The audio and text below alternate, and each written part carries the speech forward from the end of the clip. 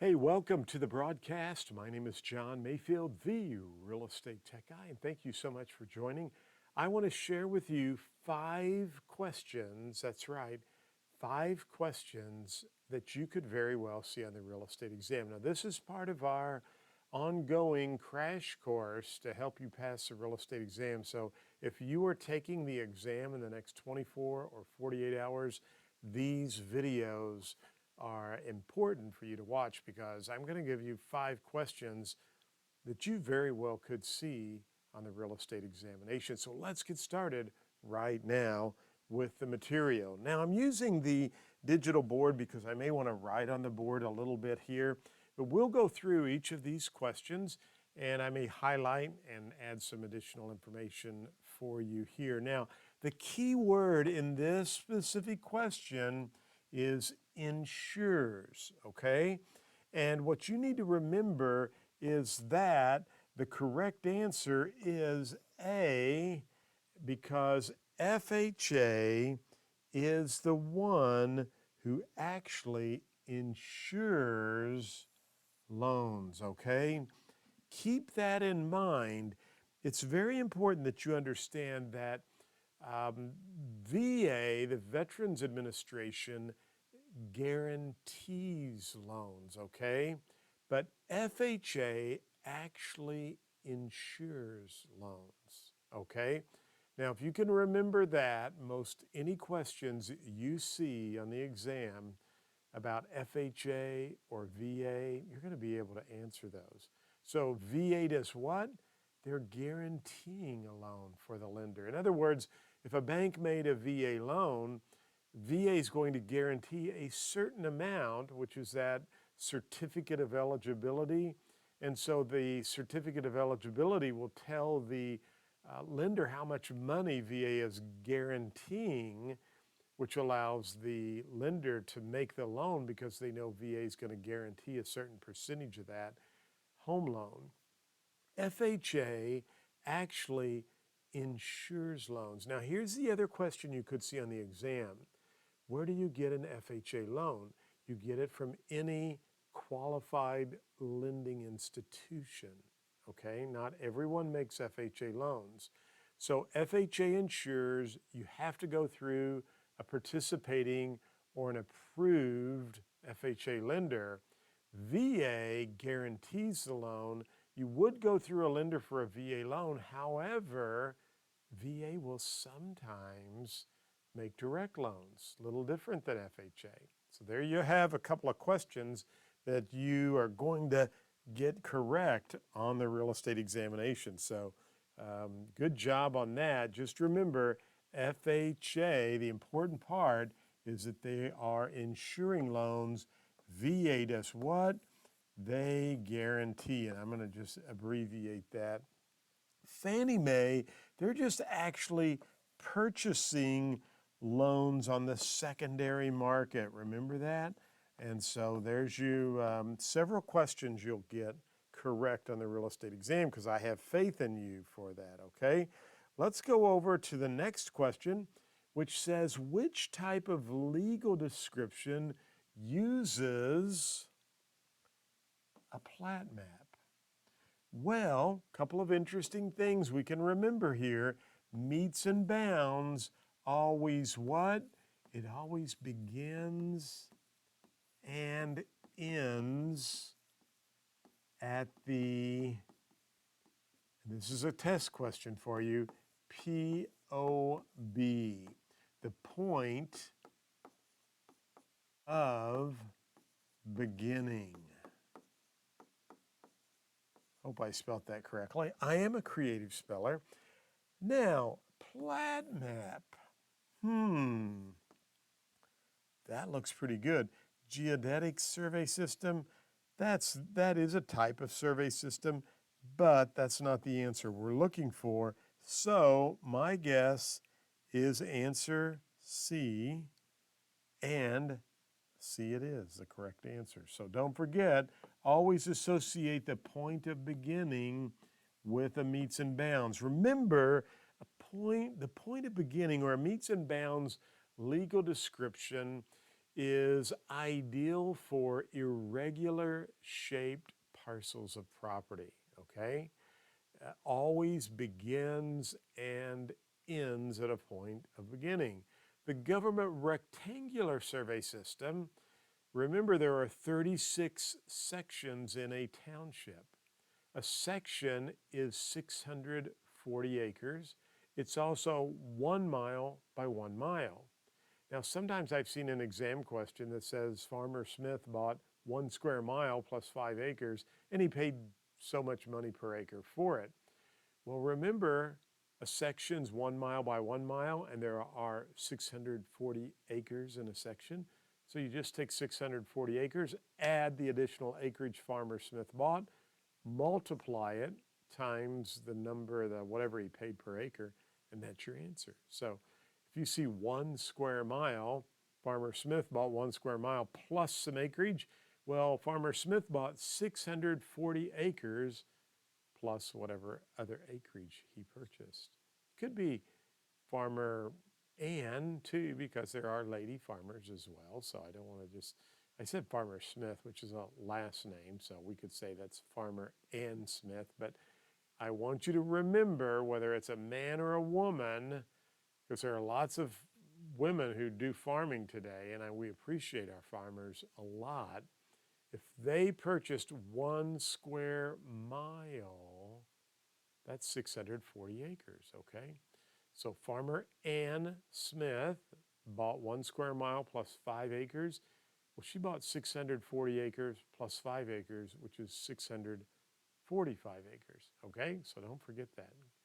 Now, going back over to the board, remember that a government rectangular survey system we just talked about. A couple of key points I want you to remember there. 36 sections in a township. And a section, we just went over that, is 640 acres. And it's 1 mile by 1 mile. So if you see that question, you definitely understand that. Remember section 16, the original proceeds went to the school, and section 1 starts in the northeast corner. I'm going to abbreviate because I've run out of room there. That all has to do with the government rectangular survey. Meets and bounds always begins at point of beginning, ideal for irregular shaped parcels of property. And a plat map, let's highlight that, a plat map is always used with a lot and block survey. Okay, couple more questions. Let's keep going here. Jerry is researching records for a possible listing at the local Recorder of Deeds office. He notices a first mortgage and he also notices a second mortgage on the property he wants to list. How can he distinguish between the two mortgages? Well, would it be the date of the instruments? Would it be the notations on the recorded documents by the recorder? I don't teach that in the class, so I don't know what that is. Would it be the words first or second preceding the phrase this instrument? I don't recall teaching that. Would it be the date of recording? Remember, a first and whoever gets recorded second becomes the second. So my guess is that it is answer D, and that's the correct answer. So how would you distinguish between the two mortgages? The date of the recording. Now, A says the date of the instruments, but this is a great example of why you can't try to really get into a question and read too much into it, okay? Of those two choices, the best choice is the date of recording, not the date of the instruments. Because you could have an earlier date on the 2nd, but if it wasn't recorded in time or quickly enough, then you're in trouble. So always important to look at that date of recording, all right? Remember that, and you will get it correct on exam day. Let's go to the next question. Mike makes a promise to perform. Mike's contract is called, well, if he makes a promise to perform, is this a contract, a service contract, an option, or is it consideration? Well, the correct answer is it is a service contract, okay? That's kind of a tough question, but if he's making, the key here is that it's a promise to perform, a promise to perform. So again, that would be the correct answer. Well, we've done 1, 2, 3, 4 questions, and I've given you a couple of other questions as well, but we're going to do 5, remember? So Cindy's a listing agent.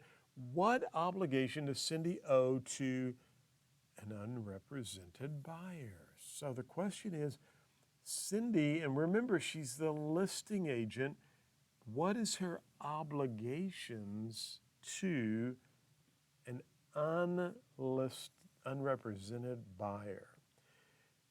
Now, I know you will see this question, like almost guarantee you, because it's been around a lot. Is it fairness only? Is it honesty and fairness? Is it loyalty? Now, keep this in mind. We owe loyalty to our client, right? Fairness and honesty. Or is it loyalty and honesty? So do we have to be fair or do we have to be honest and fair? Now remember, we're talking about an unrepresented buyer. What do you owe them?